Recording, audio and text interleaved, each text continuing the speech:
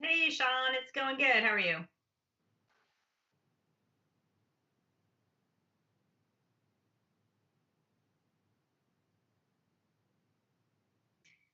I mean, I'm kind of feeling like I want to watch some of these movies that I read about all the magic this week. That was kind of exciting. Stage magic is a lot cooler than we as a society give it credit for.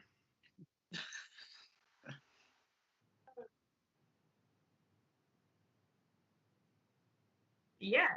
David Blaine is like worth millions and I mean, not that David Blaine is cool, but I think magic is cool.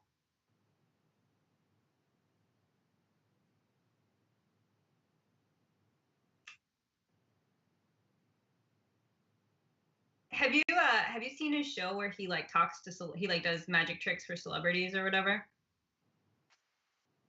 I saw one where Harrison Ford kicked him out of his house because he did a trick that was like really kind of weird, and Harrison Ford was like, "Get out!" And, uh, he did a bunch of stuff with like I don't know, like the ending of the trick was Harrison Ford picked an orange up off of his own bowl of oranges, cut into it, and like a dollar bill with Harrison Ford's signature was like rolled up inside of it, and Harrison Ford was like, "Get out!" Yeah, so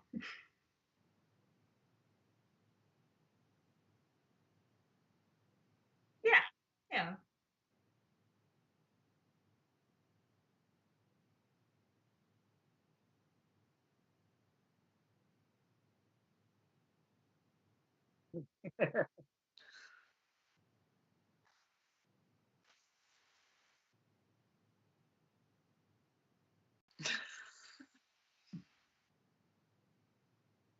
Yeah,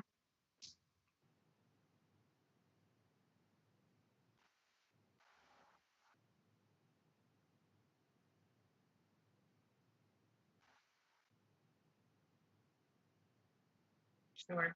Yeah.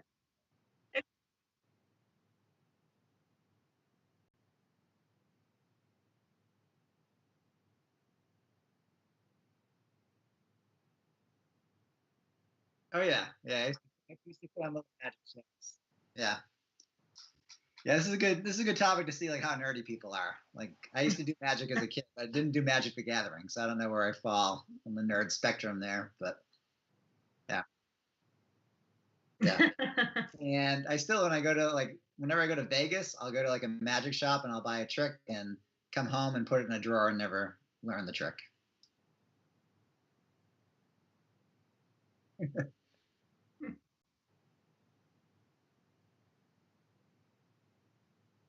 Yeah, yeah. Like they do with it, like they spinning the card that's floating in the air and stuff, and it's just a little string or whatever. It was like, yeah, okay, I'm not gonna bother to learn how to do that. It's like I want to know the trick. I don't want to actually do it. I mean, maybe someday if you're locked in the house for like 8 months, you could give it a shot. But when's that gonna happen? Yeah. Yeah, exactly. When do you have that opportunity? Yeah.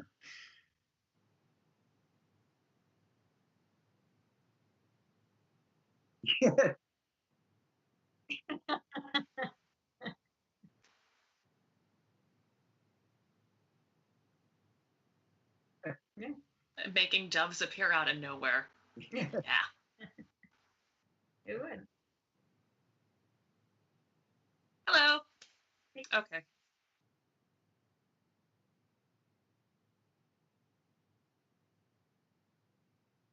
I did not. My hand-eye coordination is terrible. So, yeah, when people ask me if I play basketball, that's my go-to answer. Like, no, hand-eye coordination doesn't exist here. But I do play Magic the Gathering. Oh. Yeah, and for someone who reads as much about like wizards and elves and all that shit, I don't actually know a lot about stage magic, and I feel like, I'm nerdy enough as it is. Let's just leave it.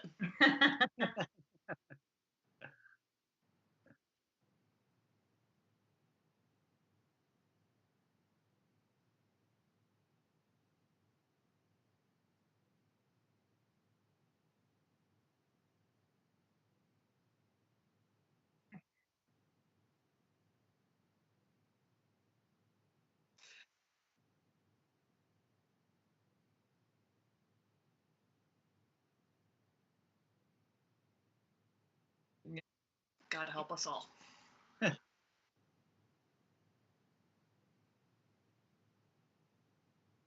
Oh, Yeah. definitely not.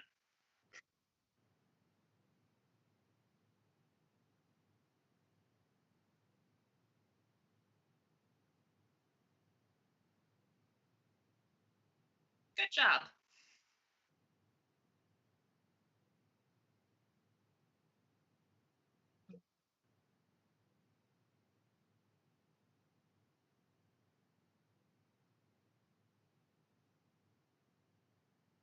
I promise to be gracious about it. That is more than most Magic players will do. We are jerks.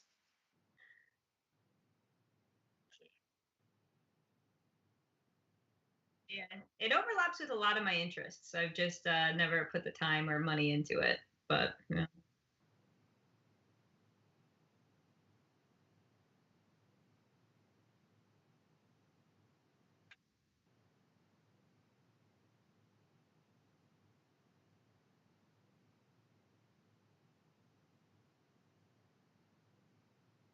Yeah, and we're starting you both off with 10 points each. That is our norm, but I'm gonna say this week 10 points to Scott because he has studied Magic before, and 10 points to Katie because she plays Magic the Gathering. So we can justify it. We can make it work. All right, so Scott won the pre-show coin toss, so he will be going first. So again, the way this works, we have 5 categories. You'll each get 1 question from each of the 5 categories, and then a 6th question from wherever we're kind of left over. So Scott, where would you like to start? Your categories this week are movies, magicians, stage tricks, The Gathering, and wild card. I'll go with movies. Movies. All right. Okay. Your question is, which ethically dubious situation was a major plot point in the film about magicians, The Prestige? So I don't know if you've seen this movie. It came out in 2006. Which is a real plot point? A, identical twins pretend to be one person and don't tell their wife or mistress. B, a guy murders his own clones and or commits suicide and creates new clones. C, both actually happen in this movie. Or D, none of that happens in this movie about magicians. Wow, can we hear that one again? There's Sure. So A is identical twins pretend to be one person and don't tell their wife or mistress. B, a guy murders his own clones and or commits suicide and creates new clones. C, both things happen. Or D, none of that happens.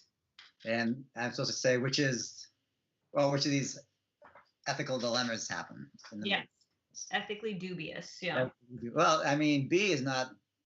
It's perfectly fine. You can do whatever you want to clones. You can clones, make new clones, and fake your suicide. That's all perfectly fine, especially in the U.S. in 2020. I think it's not even a gray area at this point. The first one was you had a twin and you didn't tell people, including your wife, so a little wife swapping unknowingly going on. That's a little dubious for sure. That sounds like something in a Hollywood movie, perhaps. It's weird that it would be both of these things just because there's like two different genres mashed together, having just twins fooling around on people versus also creating clones and then so it's either both or then none of the above. Mm-hmm. It's also an answer. Aye. All right. Well, I think it's well. Like I said, I don't think it's a B, not by itself, anyways. So it's either both of them, which would be really weird. What's the name of the movie again? The Prestige? The Prestige, yeah. It's about stage magicians in like the late 1800s. Yeah.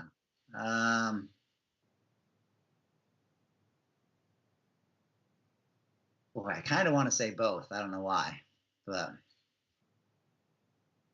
Final answer? yeah, I'll go with both. I'm going to say both. That is correct. Good job, Scott. Yes, major spoiler alert for the movie The Prestige, but yeah, about rival magicians stealing each other's tricks where they seem to teleport on stage. Good movie, weird movie, but both things happen in that film. Yeah. But the rivals twins or Christian Bale and Hugh Jackman, yeah. Yeah, so Batman, Wolverine, and Black Widow. That's right, yeah. Yeah.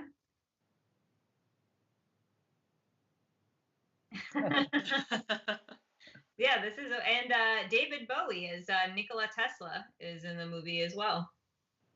Oh, here. Yeah, it's an icon. But you got it correct, and I really like I like that you think unknowing wife swapping is way worse than murder. And I mean, I don't think you're wrong. So, I'm going to give you 3 points for your answer, Scott. All right.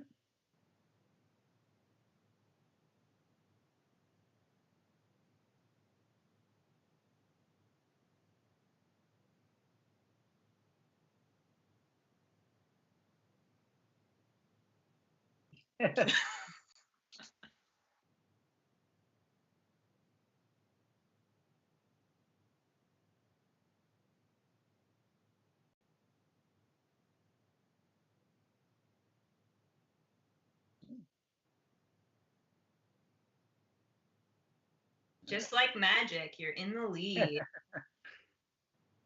I have a lot to live up to. But you can do it. You can make up the ground. All right, Katie. So where would you like to start? So you're gonna do one from each category. Let me know. I will start with magicians. Magicians. All right. Okay. Your question is about Penn and Teller. So do you know Penn and Teller, the comedy magician duo? The comedy duo. Penn talks a lot. Teller doesn't. Yes. So Penn and Teller are a comedy magic duo act. Teller is famously silent during most shows. Why did this bit start? Your options are A, because of his intense stage fright. B, because, quote, a magician never reveals his secrets, and all he's got are secrets. C, because he had severe laryngitis for their first big performance and the bit worked. Or D, because early in his career, he learned that if he was silent, drunk people watched the magic instead of heckling or throwing things at him.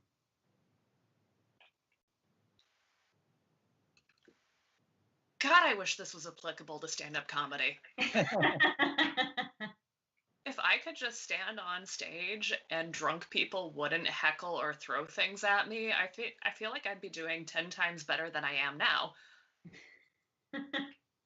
So D is a strong contender, but the bit about severe laryngitis also kind of makes a weird amount of sense. The whole thing about never revealing your secrets and having only secrets seems a little too intense for Teller. If Penn said that, I would believe it, but since it's Teller, maybe not. Sure. And I don't remember what the fourth option was, so that's probably not it. I can repeat it if you want, or we can. That would be nice. The other one was his intense stage fright. Ooh, that one's believable too. And there's no all of the above option here, like with the other question, so dang.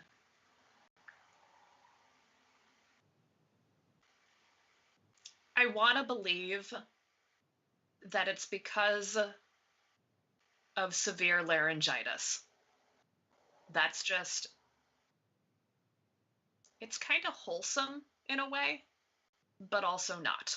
And I live for that shit. So going with the laryngitis, that is my final answer. Final answer. That's a really good guess. That was the one that I wrote to try to fool you, and it worked. Curse you, Keith. But the real answer was the one that I think, as I wrote it, I really liked this bit of information for all of us who do stand-up comedy. It was to avoid getting heckled and have things thrown at him. No! Yeah, that was like his real reason. He said he used to perform mostly for like frat guys, and if he just didn't say anything, they were nicer to him. But I like that you zeroed in on that right away, even though you went with a more plausible answer. So I'm going to give you 2 points for that, Katie. Thank you.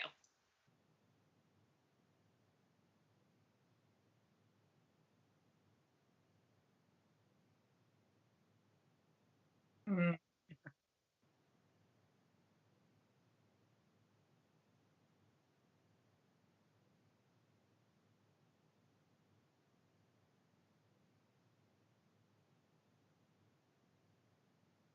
All right.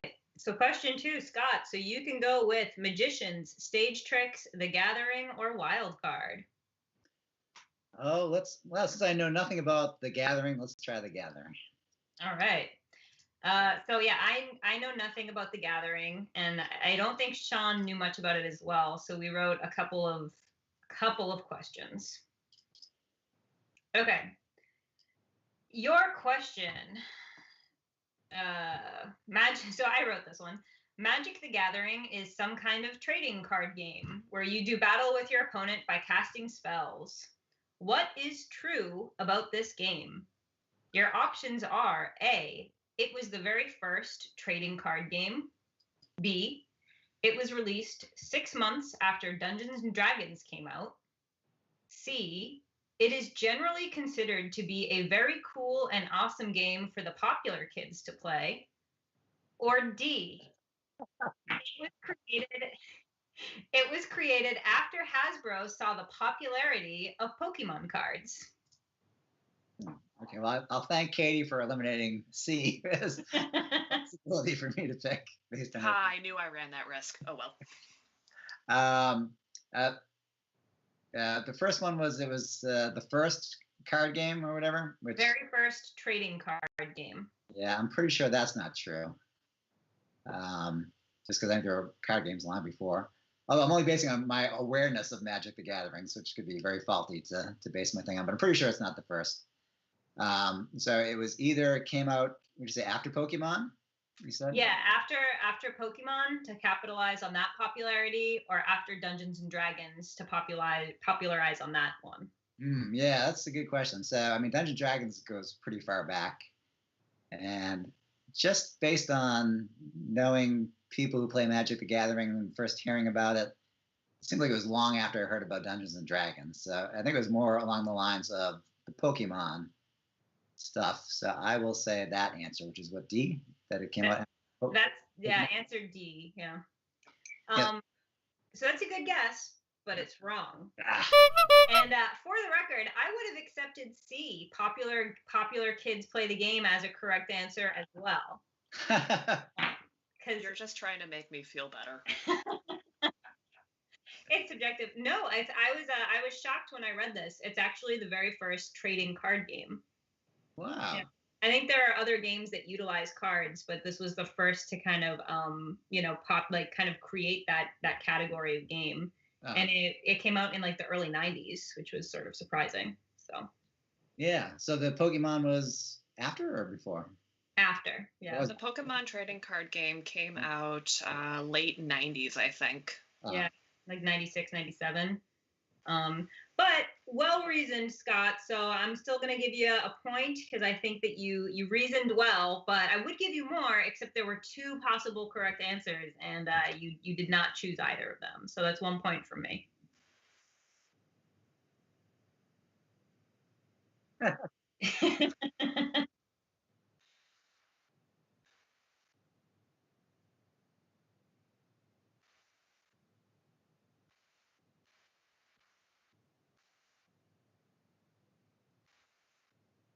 Yeah. Just stone face. Nice. I agree with it. Thank All you. right. All right, so that puts you even much closer to biting into the Scott lead here. So Katie, you have 4 categories: movies, stage tricks, The Gathering, and wild card. Where do you want to go? Let's go with movies. All right. Okay. This question is from Sean. What I'm is already the worried. film Magic Mike about? Our options are A, wizardry and witchcraft, B, a sentient magic 8-ball, C, strippers, or D, King Arthur's personal wizard. Okay. I did not see Magic Mike. I did see The Prestige. So feeling very good about my life choices right now. And while King Arthur's personal wizard would be a totally badass premise for a movie, I believe that's been done, and I'm pretty sure that guy's name is Merlin. So we're gonna skip over King Arthur and his bro. You know what? I'm not gonna play this game. I know that movie is about strippers. It is. Congratulations. You got that one correct. Thank you, and I would like to thank Channing Tatum's abs. I saw that movie for the first time like less than a year ago, and I also knew it was about strippers, but I had no idea how they got into it. So I was like, okay, interesting. So I'm going to give you 2 points for that question. I think it was an easy question, but a fun one, and you nailed it, Katie. Thank you.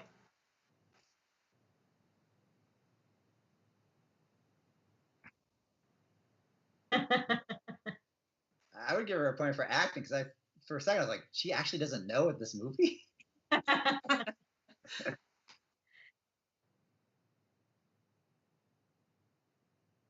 Yeah.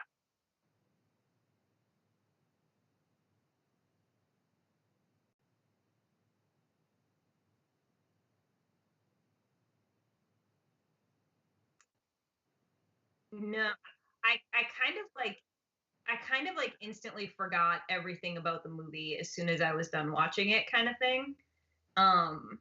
But so no, I don't think it's worth watching.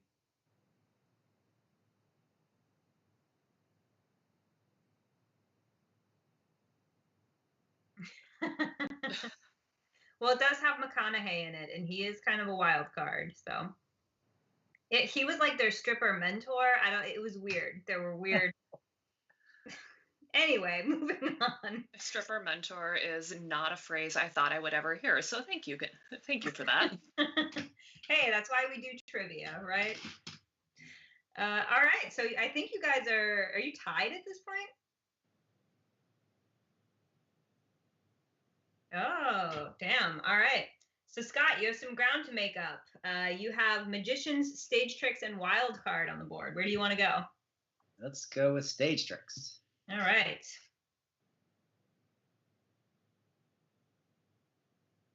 Okay. Your question. Chris Angel holds several Guinness Book of World Records. Of the following, which is one of his actual world records? Okay. Options are most apples pulled out of a hat, B, the most birds killed during a stage performance, C, the most people cut in half during a single trick, or D, the most people disappeared during a single trick. That's interesting. Yeah, I know I'm a little familiar with him, but I wasn't really watch his show or whatever that he had on there. But apples seems very mundane. Doesn't seem like a Chris Angel thing. He was always wasn't he doing like weird things like living in blocks of ice for an amount of time, or standing on the flagpole for whatever. Things that didn't seem like that. They were almost like a mix of not just magic, but just feats of endurance or whatever, things like that. So I think the apples is out. Was it cutting the most people in half? Cutting the most people in half, killing the most birds. Cutting them in half, right? He wasn't actually cutting people in half. The birds, so actually dead birds. Like, it sounds like something might have gone wrong, and he got in the book of records for that. So these are actual dead birds, not just fake illusion dead birds. Most birds killed during a stage performance. Yeah, that's what the question says. And then most people cut in half, and most people disappeared. Yeah, I was leaning towards disappeared, although the bird thing is intriguing, just because it doesn't fit in. You wouldn't expect that to be there. So yeah, that's a very creative fake answer on your part, which you are very good at doing. So I'm where you're picking it. Or it's just the most people disappearing at once. All right, Scott, we're down to about 5 seconds here. Yeah, I'm going to go with the birds. I'm just going to go with the birds. The birds. So that is not the correct answer. I knew I shouldn't have done that. However, I liked that you complimented my creative fake answers. So you get 2 points for that one, Scott. What is the correct answer, then? The correct answer is disappeared. I see that. Oh. Scott's playing his own theme music now. Yeah. Oh, sorry. Go ahead, Sean. Oh, no, I was going to say that now the score's tied, and I like that, so I'm not giving Scott any points. No points to Scott. All right, Katie, it is your turn to grab some points. You have stage tricks, The Gathering, and wild card. Wild card. Why not? All right.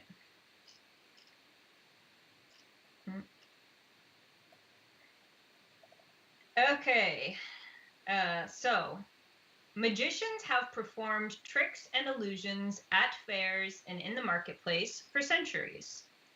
What is true about the earliest known book to explain how sleight of hand tricks were performed?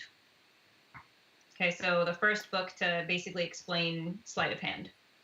A, it tried to convince people to stop killing magicians for being witches. B, the author was promptly burned at the stake for being a witch. C, the book kicked off what is known as the Golden Age of stage magic. Or D, the author was permanently banned from the Alliance of Magicians.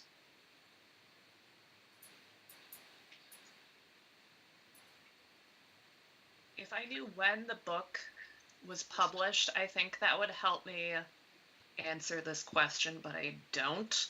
I'm willing to give you that. I think this is a tough question. It was published in like the mid 1500s. Like 1560 or something like that. Okay. So I don't think they had an alliance of magicians back then. At least probably nothing that we would consider a real guild or union now.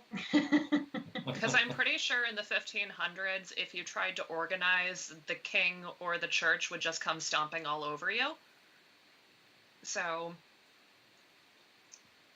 I think that, I don't know, A is sticking in my mind as being, guys, please stop burning people at the stake. They're just doing card tricks. It is okay. Here's how they do it. Just no more burnings, okay?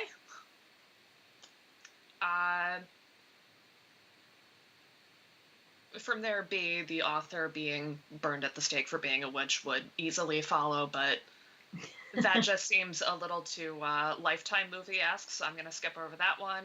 And once again, I have forgotten one of the options, so this time I'm just going with A rather than asking anyone to repeat themselves. A is correct. Great job, Katie. Yep, that's exactly, the author was exactly like, guys, it's just sleight of hand. It's not witchcraft. Stop burning people. Stop Spanish Inquisitioning everyone. Just stop.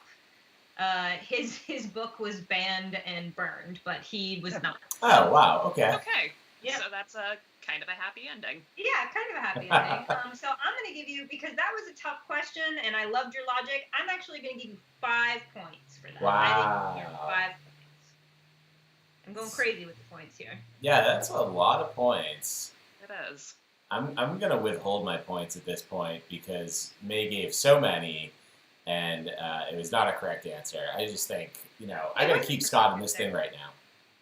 No, that was a correct Oh, answer. it was. Oh, Yeah. In that case, That's why I gave 5. It was well-reasoned, it was correct, and it was a tough question. God, I'm losing it. In that case, I'm going to add 2 more. I mean, a correct answer is going to get some bonus points. That's right. Okay. All right. So I think Scott is now behind by 7. Is that where we're at? Yeah, Scott's at 18. All right, Scott, you got some ground to make up. You got Magician and Wild Card left. Where do you want to go? Yeah, let's go with Magician. All right.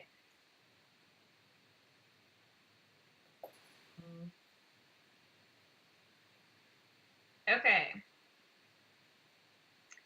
This question is about someone named Apollo Robbins. So Apollo Robbins was asked to be a security consultant for several law enforcement groups after he did this. Your options are A, he escaped from handcuffs and a jail cell in record time.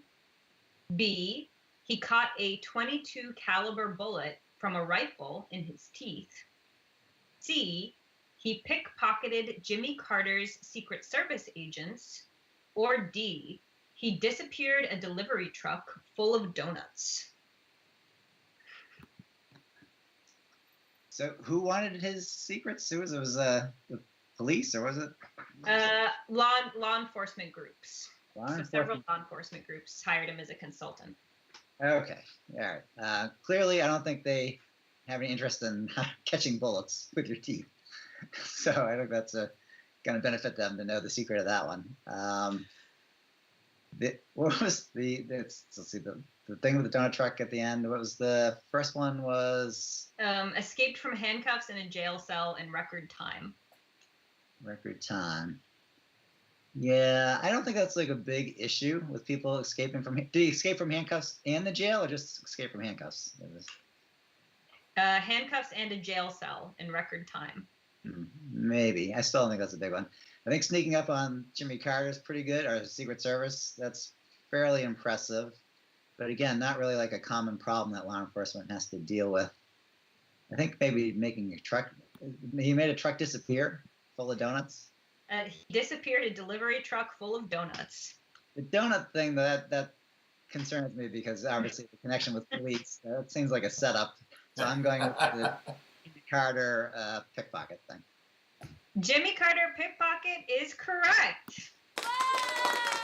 Good job. Yeah, that's a correct answer. I do like that Sean's donut joke almost threw you, and it was a correct answer. So I'm giving you 4 points for this one. Oh, wow. Okay. Yeah, I'm going to give you 3 points because I think that was kind of a tougher question. Like the jail cell and the handcuffs was something I think sounded like it could have been real. And also, like, who is able to pickpocket a Secret Service agent. That's just so ridiculous. I assume it must have been done after Jimmy Carter was already retired because this guy's only like 46 years old. Yeah. Or he was very good when he was 2 years old as a pickpocket. I'm not sure. But anyways, the score right now is 25 to 25. I would like to add 1 point to Scott because the donut thing totally would have gotten me. The score is 26 to 25 because Katie demanded that Scott get another point. Wow, she's like, I don't need it. I'll make it up. I'll make up points. Yeah. All right, Katie, let's see if this confidence pays off. I love it. You have Stage Tricks and The Gathering left. Stage tricks. Stage tricks. Okay. So the question I had written, Sean already gave the answer to earlier about the Statue of Liberty. But that's okay. I have a backup stage tricks question. Okay, so this question is actually a little Boston trivia as well. Okay. Harry Houdini once performed a stunt in Boston where he escaped from what object? Okay, where did he escape from? Your options are A, the stomach of a sea monster that had washed up in the harbor. B, the Bunker Hill Monument. C, a huge vat of baked beans. Or C, he escaped from Southie. Okay, well, no one ever really escapes Southie.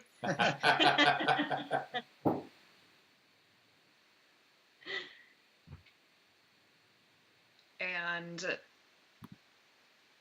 I don't think the Bunker Monument is... I don't think you can even, like, fit a person in there in the first place. It's been a very long time since I actually went to Bunker Hill, though, so don't quote me on that one. And escaping from anything that washed up on the shore of the harbor back in the days when Harry Houdini was doing his thing would probably kill you, so let's go with baked beans. Baked beans. So I really, really like your logic, and it's so close because he did almost die trying to escape from that sea monster. Oh my god. Yeah, so I'm gonna give you 3 points for that because you hit the nail on the head that, like, yeah, you probably would die, and like most of us would, but Houdini was slightly more than your average person. Yeah, and I'm gonna give you 1 extra point here just for having the fortitude to say, yeah, baked beans. That's what he crawled out of. We all crawl out of baked beans at some point, Sean. It's the origin story of everyone from Boston. No, the sea monster was probably a whale, but it was like partially decomposed, so they weren't totally sure what it was. Oh, but gross. They should have just dynamited it. That's what they do on the West Coast. They should, yeah. All right, so I think that puts Katie ahead a little bit, but yeah. Scott's still got a wild card question, and then on top of that, we still have our final round. Oh, what was the question that I had said earlier that you couldn't use? What did David Copperfield make disappear? Oh, yeah. Like Liberty Bell, Statue of Liberty. I gotcha. I was like wondering if I had said it because I read the thing that you said in the document earlier, or if it was just like something that I already knew. But because I almost said the one about the guy writing the first magic book, because it was like an interesting thing. It was on my mind. I had to stop myself in the beginning of the show. Yeah, that was one of my favorite facts I learned this week. Yeah. All right, Scott, are you ready for your wild card question? I'm ready. All right, your question comes from Sean. Your question is, during the song, "For my next trick, I will need a volunteer," Warren Zevon? Warren Zevon. I don't even know who that is. Oh. Warren Zevon claims... Oh, right. Please. Warren Zevon claims, "I can saw a woman in two." What is the next line of that song? Your options are A, "When I open the box, she'll look good as new." B, "It will work, just ask my friend Lou." C, if it don't go right, I suppose she might sue. Or D, but you won't want to look in the box when I do. Now, I just chided you for not knowing who Warren Zevon is, and then I have to admit that I do not know this song, even though I like Warren Zevon a lot. Is he an artist or is he in a band? It doesn't matter. He's a singer. He's like a singer-songwriter. Singer-songwriter. Yeah. Anyways, so he is very sardonic, so I think it might be that the first one was if she'll look good. She'll look good as new. Just ask my friend Lou. Yeah. If it don't go right, she might sue, but you won't want to look in the box when I do. Yeah, I don't think the middle two. I don't think those two run in the mill. So I don't think it's the middle two. I think it's that first one. Last one is maybe, but so what was the last one again? The fourth one. But you won't want to look in the box when I do. Yeah, I'm gonna go with the first one. The first one. When I open the box, she'll look good as new. That is not correct. It was the final answer. But since I don't even know who this person is, I'm going to give you 2 points. Yeah, I'm going to give you a point for eliminating 2 of those answers. You got pretty close. Like, you were right on kind of track for with Warren Zevon, what he would sort of write. But you need to go a little bit more cynical than you did. So I'm giving you a point, which actually ties it up right now. Hey. Oh, yeah, I guess the meaning of the last one is he's really sawing her in half. Yeah, it's going to be messy in there. Yeah, that's dark. I like it. Bloody. Oh, May, Ethan Diamond has a great point here. Warren Zevon is the guy that does the song Werewolves in London. Oh, yeah, I know. Lawyers, Guns, and Money. Okay, yeah. I was like, oh, maybe I have her. I don't know. So thanks, Ethan. I know that song. Sure. All right. Katie, you left Magic the Gathering for your final question. Yeah, I was worried I might need to make up points at the end. Well, I think you're doing okay, but here you go. Are you ready for your Magic the Gathering question? I am. All right, this one comes from Sean Carter. So he asks, the most expensive Magic the Gathering card was sold at auction for how much?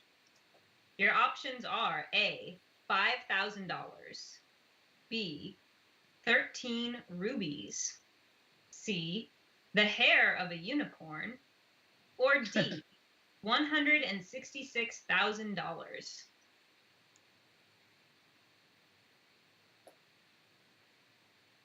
I really want it to be unicorn hair, but I don't think that's even a magic card yet, so no.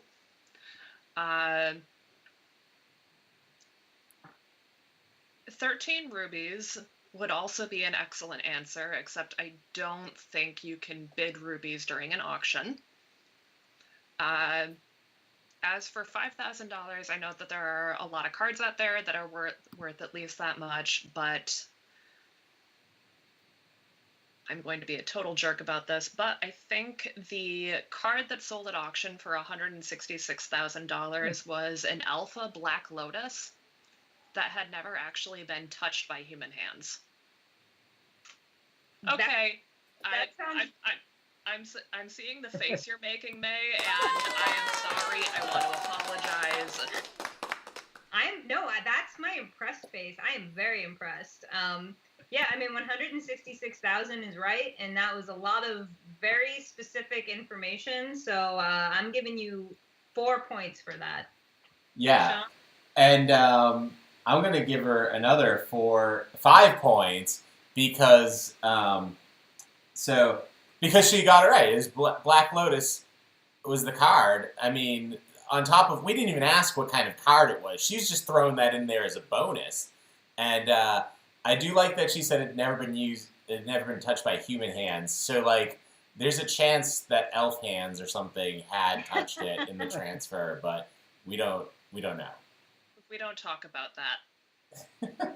So that's 39 points for Katie right now. Damn. And what's Scott have? Because Scott only has 1 question left. Scott is at 29, so he's got some ground to cover here. All right. Scott, are you ready for your final question? Nope. Too bad. It's coming anyway. All right. So your final question. Usually we kind of have a few options, but I think there's only a couple questions left. So I'm picking it out for you. So your final question is about David Blaine. So his memoir, Mysterious Stranger, included cryptic codes for clues for a treasure hunt. What was the prize that one California schoolteacher claimed at the end of the hunt? Your options are A, the prize was the magic we learned along the way. B, the prize was $100,000. C, a chance to study as his apprentice and learn his secrets. Or D, ownership of a supposedly haunted ranch in Nevada. So I think the first one was obviously not it. And then there was the ranch was the last one. There was $100,000. That seems too commercial or whatever. It's too ordinary for a magician to be giving away. So it was either training with him or the ranch, right? Yeah. So yeah, 100,000 training with him or a haunted ranch. Yeah, I'd kind of be disappointed if I went on a scavenger hunt and that was my reward, just getting to train with them. So I'm gonna say the ranch seems like just something special that you would give away, and you might have a deed to a crappy old ranch somewhere. So I'm gonna go with that one. That's good logic, and that's much better theatrics. But no, he just did $100,000 cash. What kind of lack of imagination is this guy have? Right, that's a disappointing turnout from David Blaine, I gotta say. Yeah, that's really mundane. Yeah, $100,000 or a haunted ranch. Come on, I mean, I think we all know what we would choose. But the way that David Blaine handed out the prize was that he needed somebody to give him $1,001 bills, and then whew, they all turned into hundreds. That would be cool. All right, so I'm gonna give you 2 points for that because I liked where you went with it, and your points won't help you win. So I'm gonna give you 2 points for that. Yeah, I mean, I'm gonna give you 7 points because that will still leave you short of Katie. All right, Katie. So I think you already have this in the bag, but for bragging rights, you get one more question. All right, bring it on. Ready? Okay. So your question is from the movie category. Okay. Your question is, which movie wizard said this quote? Do not pity the dead. Pity the living, and above all, pity those who live without love. Your options are A, Merlin said it. B, Gandalf said it. C, Dumbledore said it. Or D, Willow said it. I never saw Willow. It's a good movie. Is it on Netflix? Unimportant. I